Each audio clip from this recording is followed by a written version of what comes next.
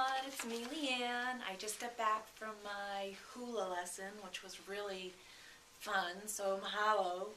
Um, it's just really interesting. It's just such a beautiful dance, and all the movements that they have, um, they all mean something. So like this is, you know, calling or catching, and then this is speaking and sending it. So I really enjoyed it. If you ever get a chance to do something like that, I highly recommend it. It was great fun. So anyways, I did just want to chat with you guys a little bit today, and give you a couple of did you knows. I know a lot of you are having, this past week has been a really tough time, but we're over week 3 and we're heading into week 4, so, and we do have Val's chat tomorrow night, and I'm hoping that, you know, that will motivate everyone to keep on going, which I'm sure it will. So, with that said, I know a lot of folks are having a hard time with eating 5 or 6 times a day, and there is a method to the madness. There's a reason why this all happens. And if you haven't had a chance, Val has her old blog, Val blog.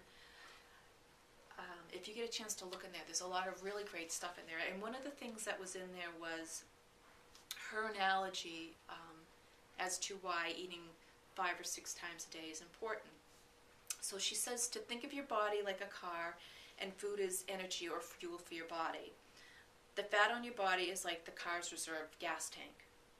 You will never have to burn gas in the reserve tank if you keep your main tank full. If you run your car close to empty often, you will dip into the reserve tank frequently. This is the same as your body. Eating small meals will keep your main tank on or close to empty, allowing it to tap into your reserve tank or your fat storage.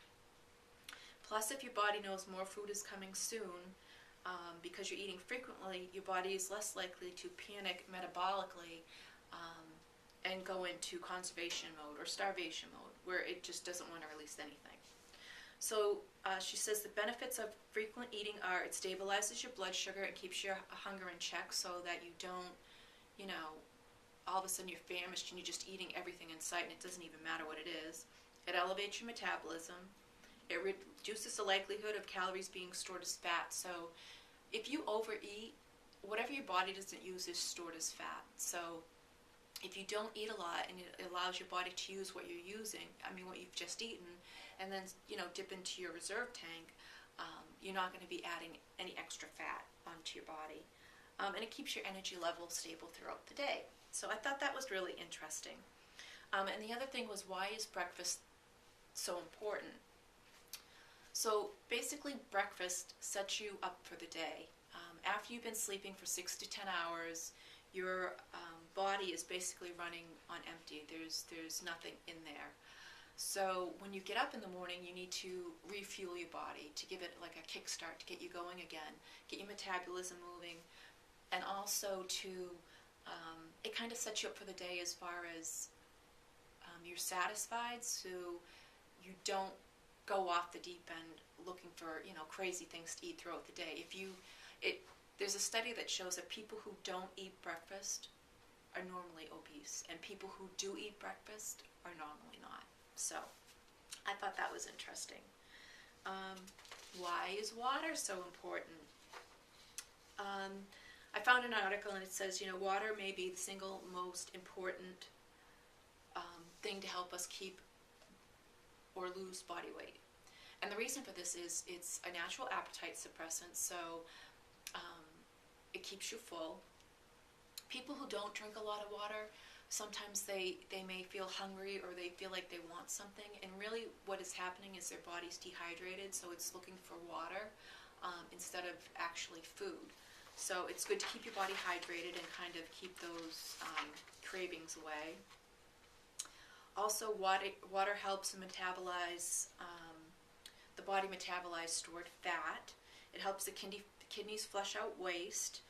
When you don't drink enough water, the liver, which works to provide stored fat for energy, helps the kidneys eliminate waste and becomes less effective at metabolizing fat. Also, I read a couple of things that said if you drink ice cold water, that you can burn up to 62 calories a day, or about 400 calories a week, just from drinking ice cold water, because what happens is your body has to work extra hard to heat that water up to your body temperature. Also, did you know that Val thinks fiber is so important in your diet that she actually belongs to the National Fiber Council? Dietary fiber is the indigestible part of plant food that moves through the gastrointestinal tract, cleaning it out, aiding in elimination, preventing disease. Fiber helps keep things moving through your bowel, and like water, rich foods bulk you up and make you feel full longer.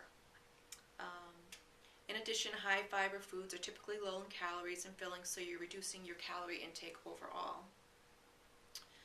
According to the USDA, it's recommended that we eat 35 to 36 grams of fiber a day, and most of us tend to get half of that. I also read this interesting thing and talked about certain foods helping you lose weight, and it's funny because they are tending to be more high fiber foods, and they talked about this whole net zero calorie thing, which basically means, so for a carrot, the amount of calories in a carrot